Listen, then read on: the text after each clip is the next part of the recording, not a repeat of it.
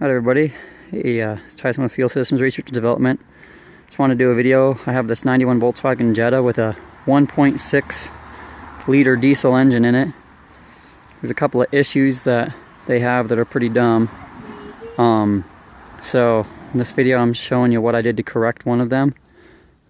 But I'll open the hood here and show you what I did.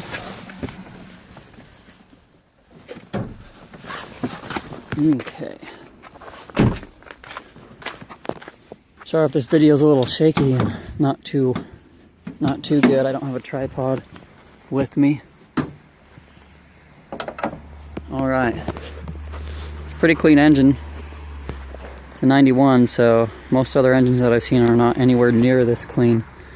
But the problem that these things have is the way that the tensioners work.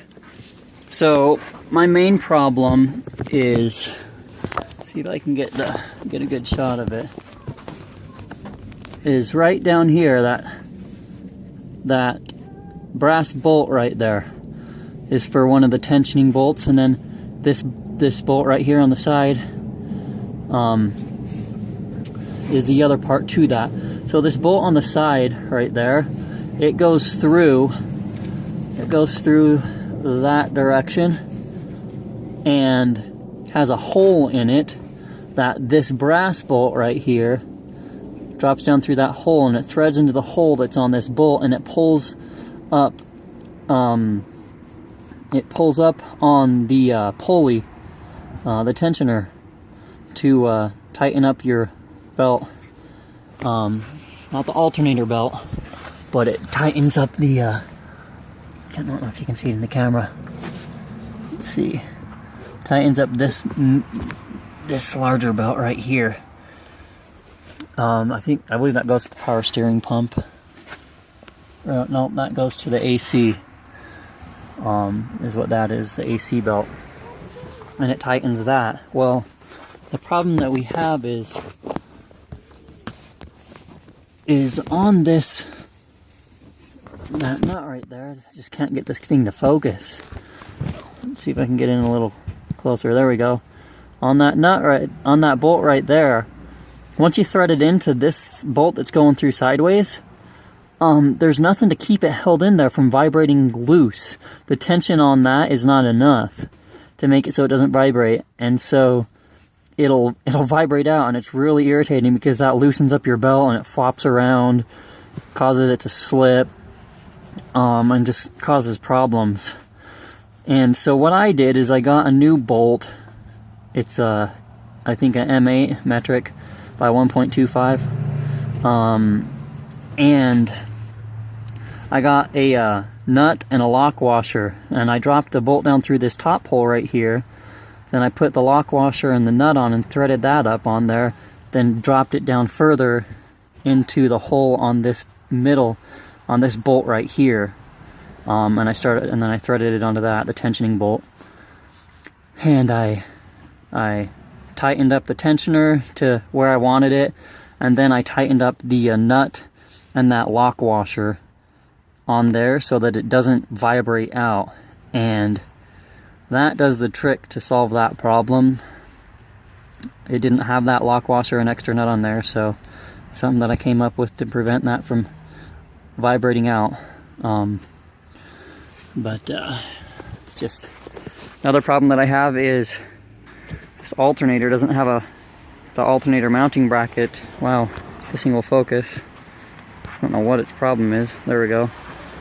The alternator mounting bracket that goes right there is gone, so I'm gonna have to custom make one. I can't find one at a junkyard. I'm gonna attach it from there. I'm just gonna attach it up onto here. Just custom make that.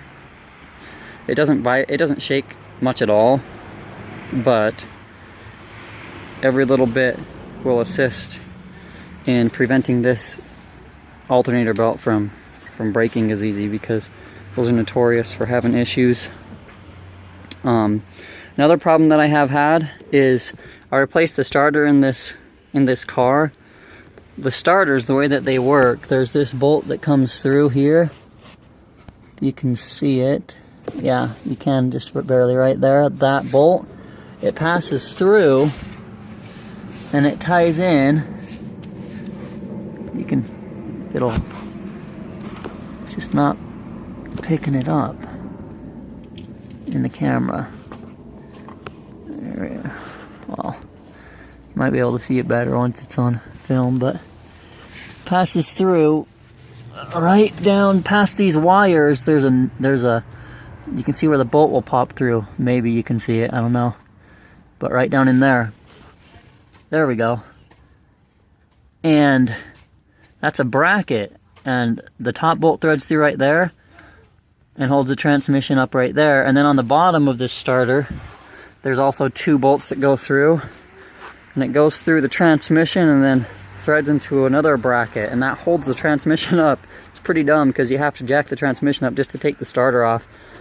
And then you have to jack it up just right to line up the holes so that you can thread those bolts through the through the starter, transmission, and then into that mount. And it's just it's kind of a pain to do. But the problem that I had is whoever had this car before me, when they replaced the starter, they stripped out the threads that were on the mount, and so I had to buy a longer bolt and just put a nut on the nut and a lock washer on the bottom side of that, the back side, so that it holds everything in tightly. I need to do that to the front because the front was stripped out too, because my starter still slips a little bit. But I'll show you what it sounds like when I go to start it. I don't know why they designed it like that, but I don't particularly like that. Just drove my car so I don't have to wait for the glow plugs. See how you can hear it slip? And that's a problem when you don't have the starter tied enough to the face so it catches onto the flywheel properly, but that's it. It's this little 1.6 liter diesel engine running. Had a lot of extra work done to it. I didn't, but whoever had it before me. It's a pretty clean car for a 91. I was impressed. Really clean engine. So that's just a couple of tips that I wanted to share with you guys in case you have one of these cars and you run into that kind of an issue. So, alright, well, take care and everybody have a great day.